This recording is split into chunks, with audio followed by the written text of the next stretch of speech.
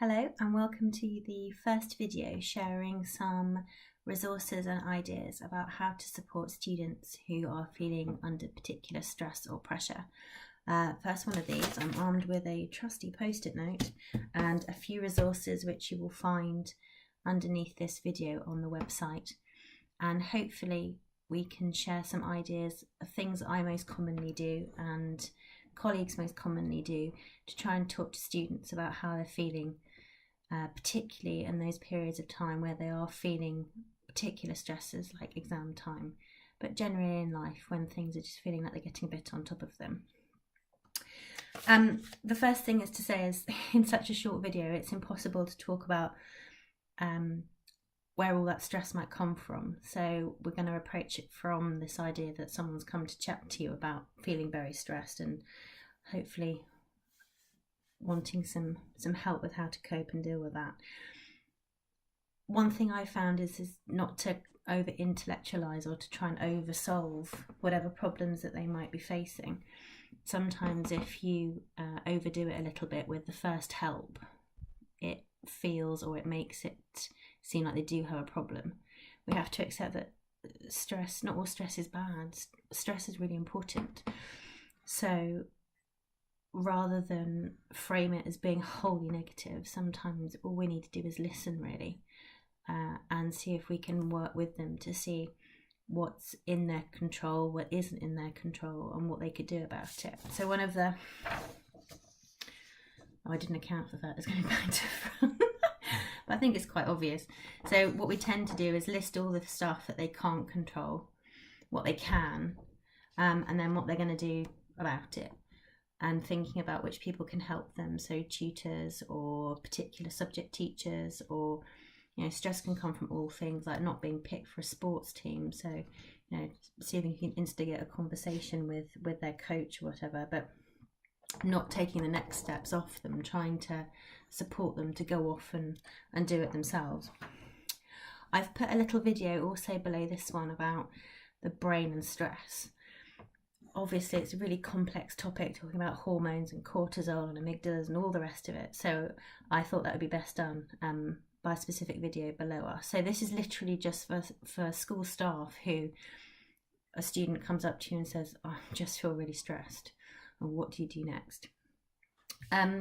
There's a guide underneath the video by Mood Juice which is brilliant, but it is quite long, and to be honest, unless this person's got a real deep issue with stress, and obviously there are some things that as school staff we're not going to be able to help hugely with, I've created a sort of pared down version which is also downloadable, and this just goes through the basics really. So I've also got on my Dropbox a human function curve, and that can be quite a good way to start talking about stress and pressure with a whole group of students.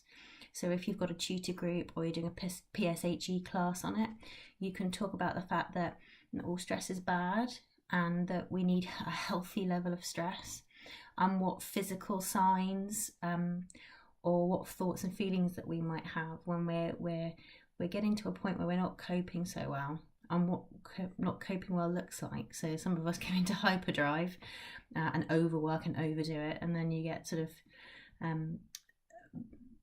stress coming out in all sorts of different ways. I run a boarding house, so one of the things that we always look at is how much paracetamol use there is. We can track sometimes stress levels, or just people spending more and more time with one of the house staff. They won't necessarily say they're stressed, but their behaviours change a little bit that makes you think, I wonder if everything is really okay. Sometimes at the end of a lesson you'll get those students who hang around that little bit longer and seem to want to talk, and they won't necessarily use the word stress, but it might be that they're just feeling a bit kind of overwhelmed, or they're struggling to find those words exactly. So from the Mood Juice and other resources, I've created a little guide which hopefully goes through some of the signs and symptoms of stress. But as we all know, behaviour is a communication, so anything really that is just a bit out of the ordinary for them, things that things that they can do that are really simple and straightforward. I think sometimes we can over medicalize it. I think stress is a normal part of life, and most stress that they will feel from most students will be mostly normal. Obviously, we've got to have our eyes and ears out for students who might be coping with their stresses in a what they call a maladaptive way.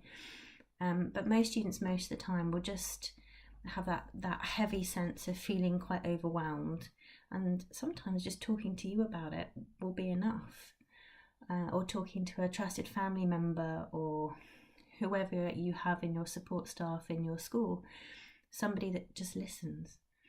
And I always reminded that sometimes the first time someone comes to talk to you about something, it's actually the first time they've often listened to their own problem. And that in itself can be the massive beginning of them rationalising and understanding how they're feeling. So there's some really simple things in here to try and suggest what the student themselves can do to help them when they're stressed. Because let's face it, when they're doing their revision or when they're in a stressful situation, you're not going to be there sat on their shoulder.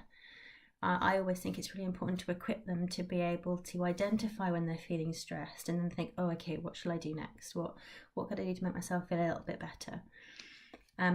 I tend to use this slide quite a lot in presentations and assemblies and things, which is just reiterating the fact that all these thoughts and all these feelings aren't necessarily fact. They might feel very real, but I sometimes do a pie chart of, okay, so all the feelings that you felt today, and we kind of divvy up a pie chart into, have I felt tired, have I felt happy, have I felt content, that very underrated feeling.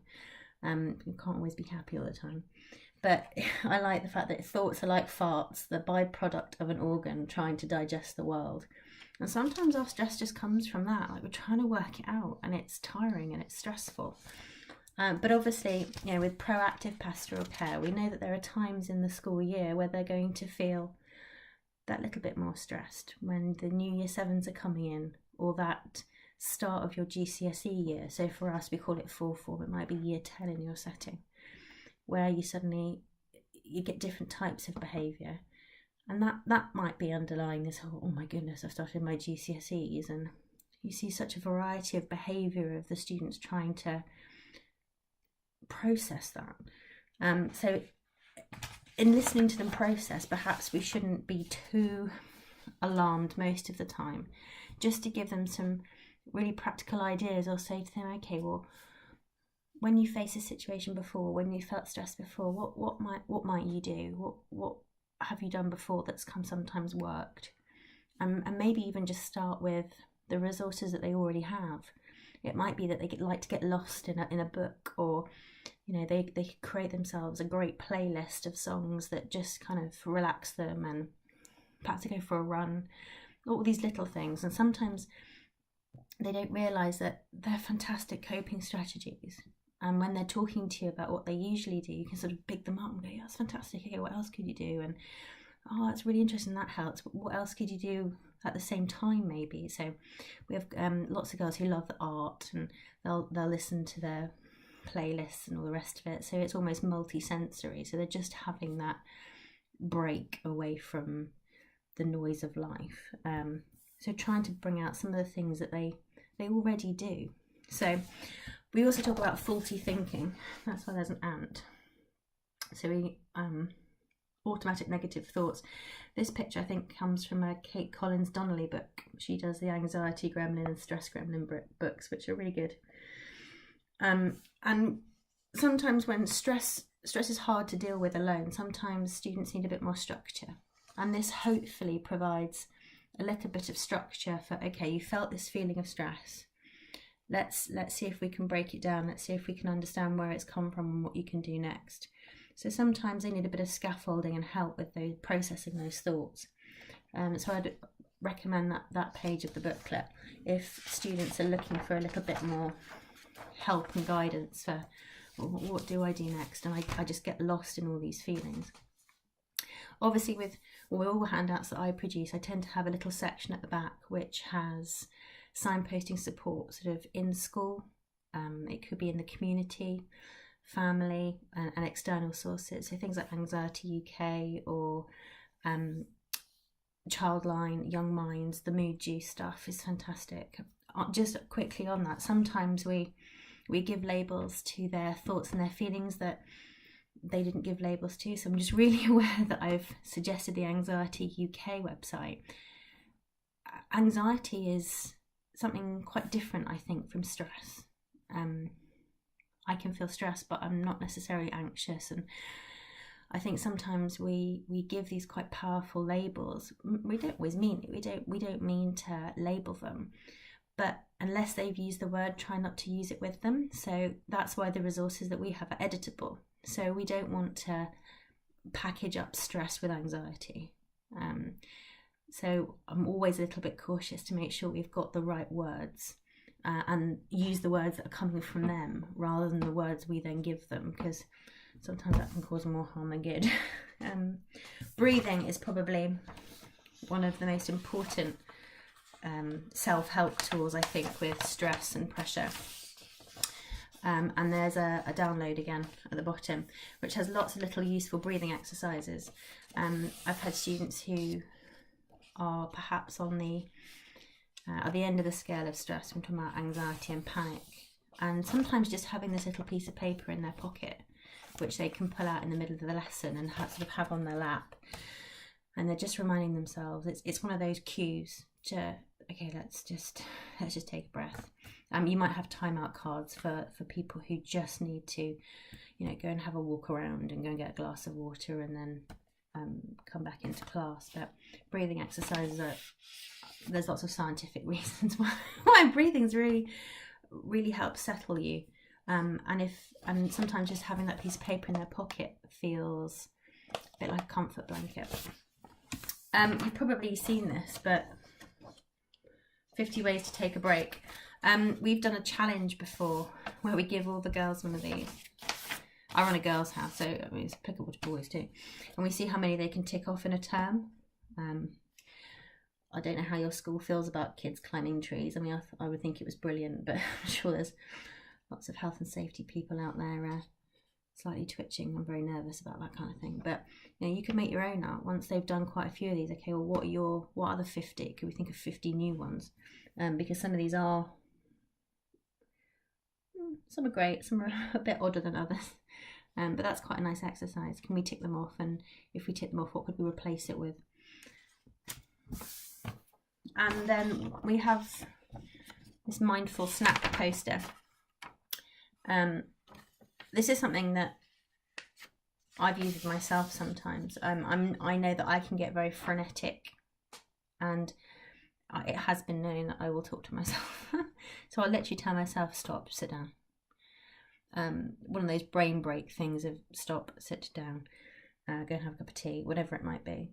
And that I quite like this because it just starts with stop, because I think the stressed brain can become quite frantic, and the more frantic you are, the more stressed you're going to be. In my toolkit that's available on the website, it talks about THP and stress hormones and the teenage brain and teenage development. It comes from the Teenage Brain book by Jensen, which I highly recommend. It's probably on the shelf somewhere.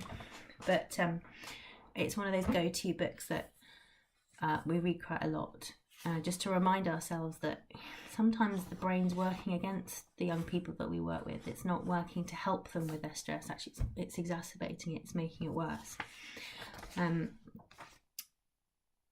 So I suppose the important thing with stress and pressure is just to make sure that you listen to them, because it could be that that's enough and they suddenly feel that a weight's lifted off and they've told somebody. As teachers, we like to solve everything. If you can make them just feel 10-20% better, if you can give them some practical strategies to use when they're feeling that pressure. I mean, it could be as simple as working out a timetable of their week. Okay, when am I going to get all this work done? What are my deadlines? What are the expectations on me? It could be really practical stuff like that.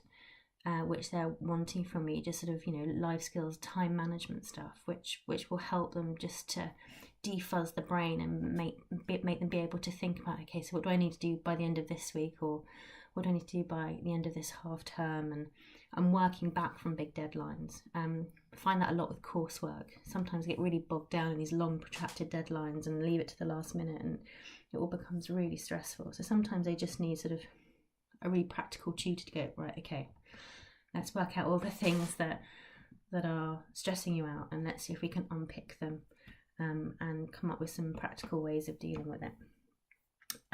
So yeah, hopefully that was helpful, and hopefully the resources below are useful to you.